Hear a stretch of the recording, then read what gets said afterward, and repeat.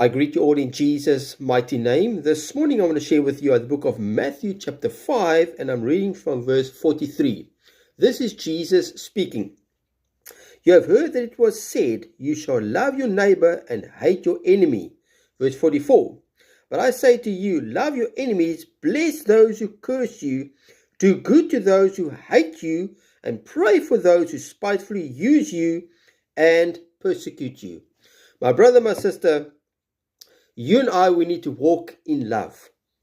We need to walk in love. We need to love our enemies. You might say, Evangelist, you do not know what this enemy has done to me.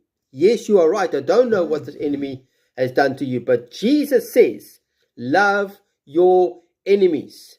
My brother, my sister, if we want to win our enemies for Christ, we need to love them in spite of what they've done or said to us. Now, I believe the Holy Spirit gave me a dream last night or early this morning.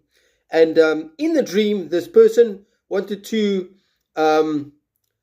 report me and falsely accuse me of trespassing on a certain property. And in the dream, I said to that person, she must try and do it, and she will see what will happen to her. My brother, my sister, vengeance doesn't belong to us. You might say that I will get that person back what he or she has done to me. The Bible says vengeance does not belong to us. It belongs to the Lord Jesus Christ. And you and I does not have to vengeance ourselves, because vengeance belongs to God. He will repay. He will repay to that person what he's done or said to you, my brother, my sister. Jesus says to you and I here this morning to love our enemies, bless those who curse you, do good to those who hate you, and pray for those who spitefully use you and persecute you. My brother, my sister, that is our job. That is your job, and that is my job, to bless those who curse us, to do good to those who hate us, and to pray for those who spitefully use us and persecute us. Vengeance belongs to God, my brother, my sister. God will vengeance those people, whoever that person is.